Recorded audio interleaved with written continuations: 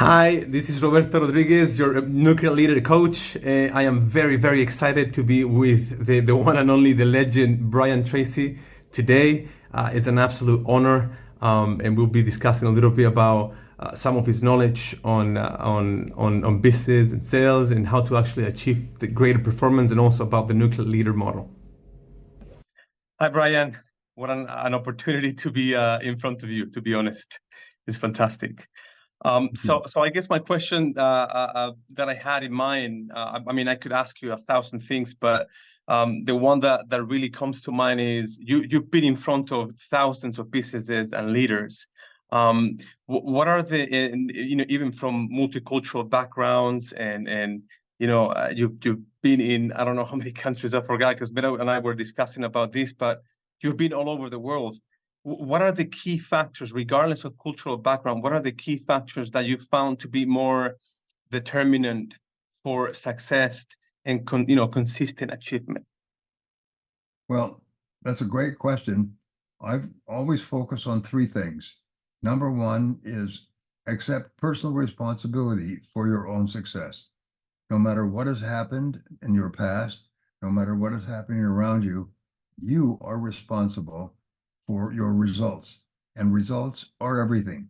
If you go to the restaurant or if you go out for recreation or spend time with your family, it's different. But if you're going to be in business, then your results are more important than anything else. Your job is to think every day, how can I get more and better results? More and better results.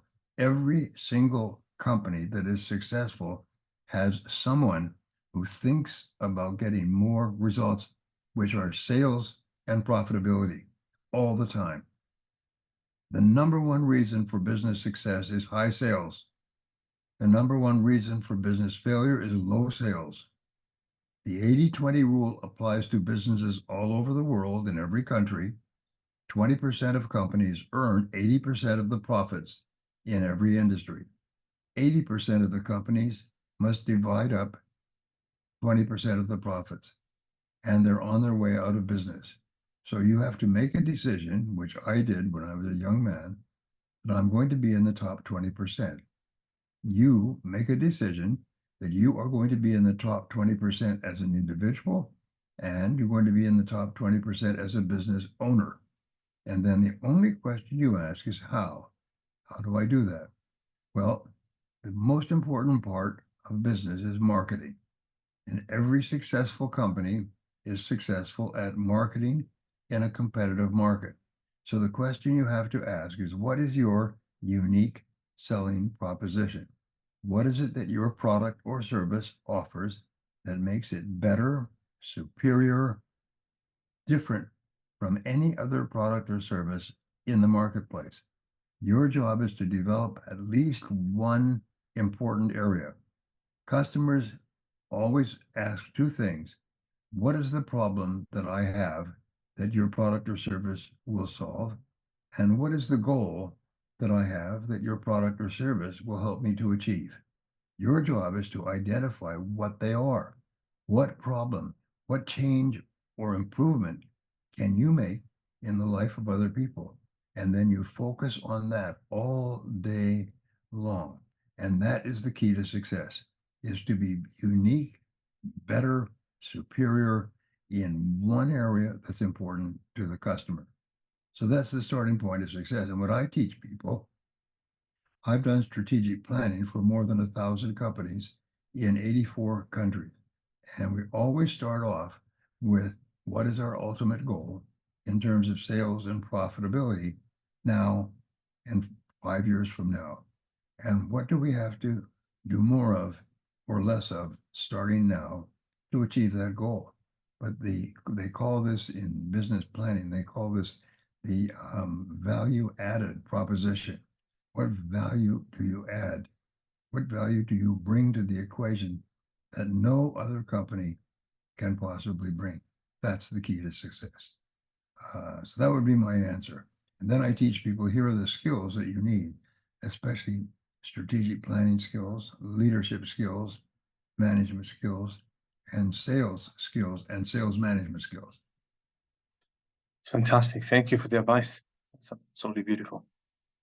I'm thinking that uh, a lot of industries, for example, one of my, some of my experiences in the design. So sales is important in aerospace, for example. Yeah, I'm not saying it's not, but a lot of the drivers of aircraft sale is your sales team work to sell your product to above the competitor's product. But once your orders are in line and your product is up there, then you produce as requested on the design.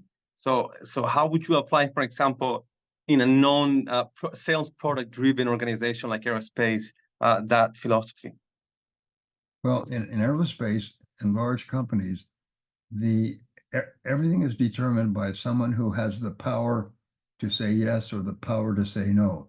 In fact, in every business, there are many people who can say no, but there's only one who can say yes. So your job in selling is to get to that person, is to find out who makes the final decision here. Who is the key person? Who is the one that green lights, gives you a green light for the product? There's only one person, and you've got to get to that person. Then you ask this person, what is the most important single factor to you in making this decision?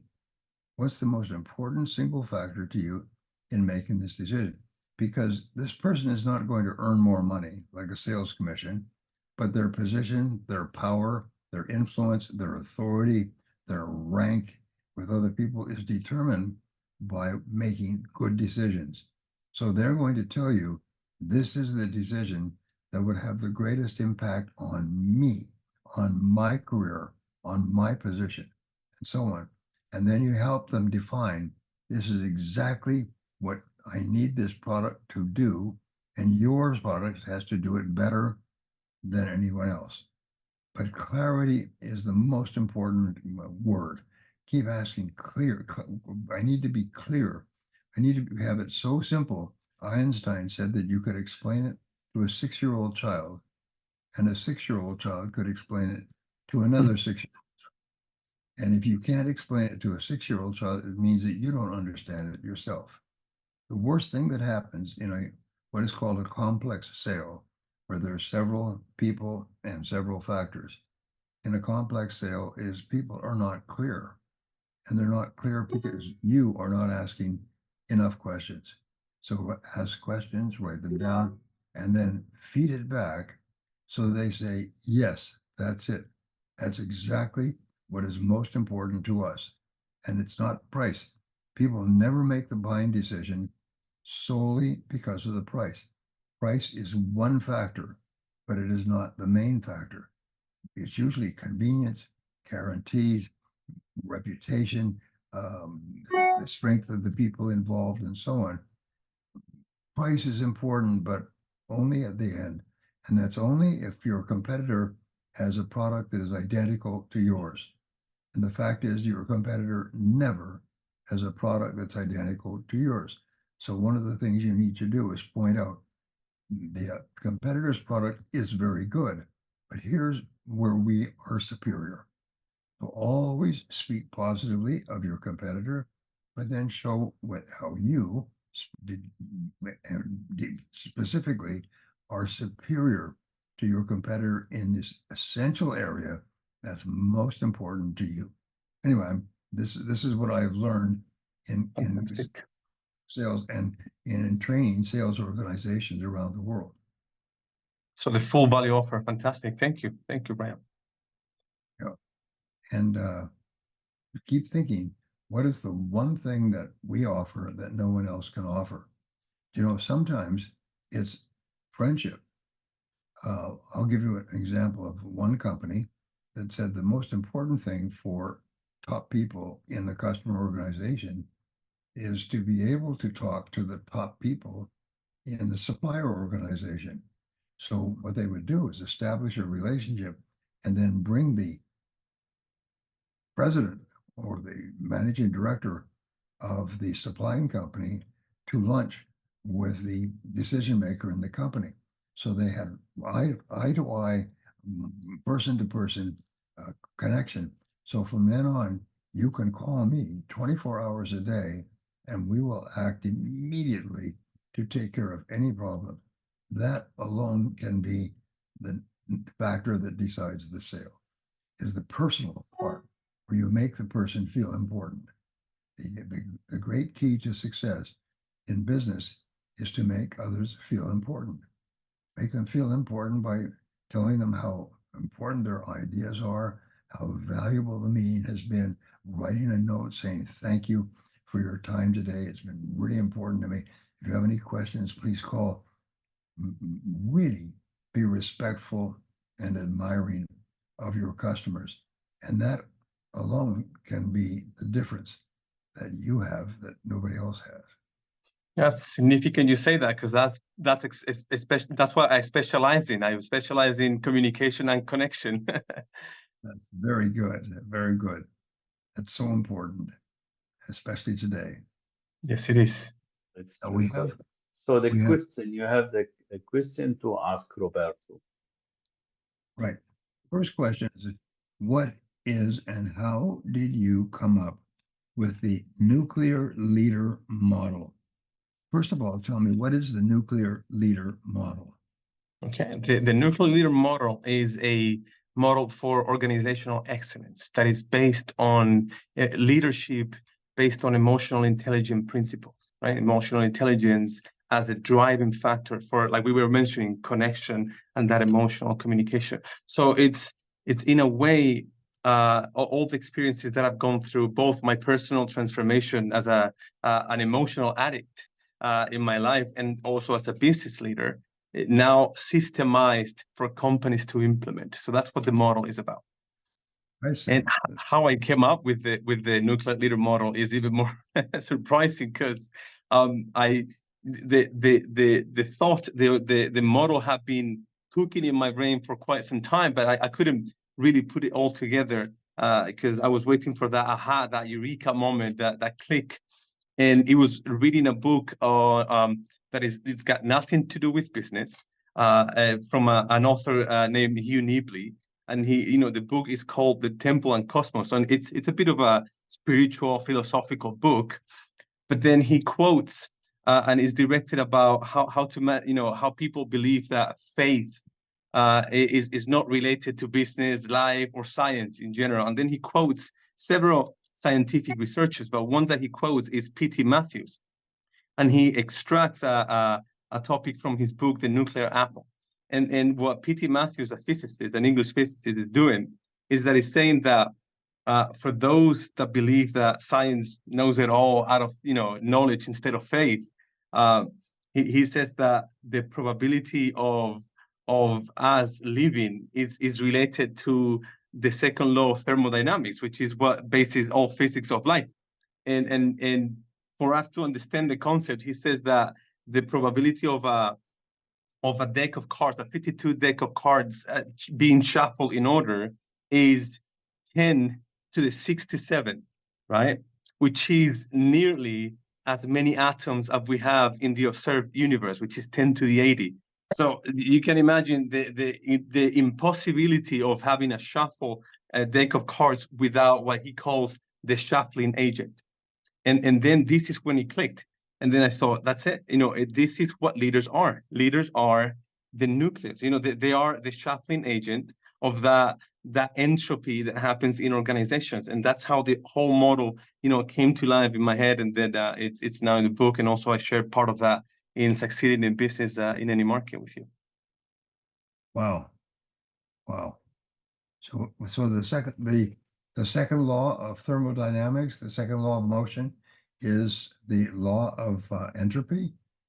So it's basically what the second law of thermodynamics tells physics, is that everything that seems to be in order now will tend to decay. Yeah, so it will tend to go from order into chaos, and it happens at all levels of the observable physical world, but it does not happen in the nucleus of the atom, where protons make life possible. And then this is when scientists are asking, so why does it not apply in the nucleus of the atom? And then this is where P.T. Matthews is basing, like, there's got to be something else other than the law itself.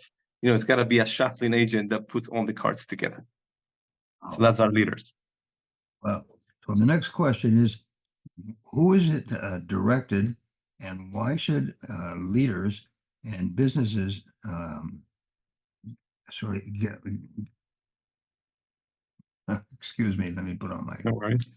yeah. So who is it directed to, and why should leaders and businesses reach out to you?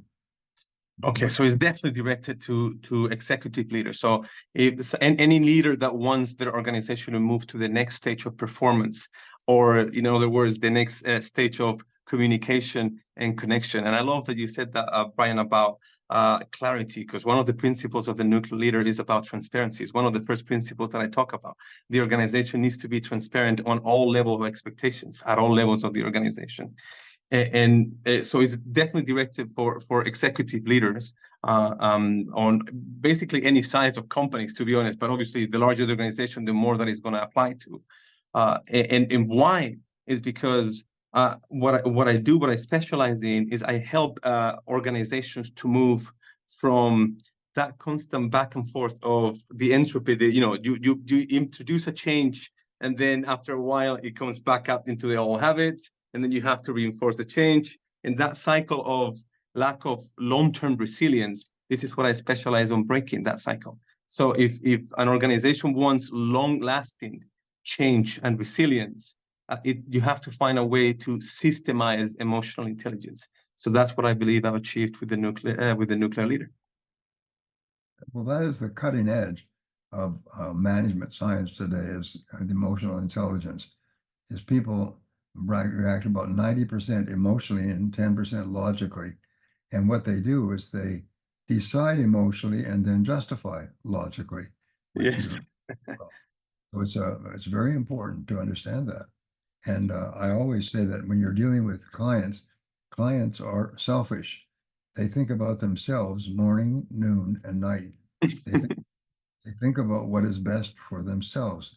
So if you're going to persuade someone in a company to accept your proposition or proposal, you're dealing with almost pure emotion.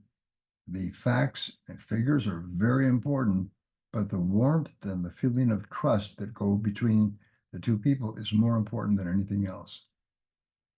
Absolutely true. And in performance, I've read this in several instances, but there's an equation. Well, there are several equations on performance, but one that I really, really love about measuring performance is that performance equals the sum of skills plus knowledge, and is multiplied by the attitude. So the multiplying factor is attitude, and this is where emotional intelligence takes in, right? This is where, if you want to improve sales performance, if you want to improve or reduce costs because your workers work better, and so you increase profits, it's all about ensuring that the whole organization is synchronized emotionally as well.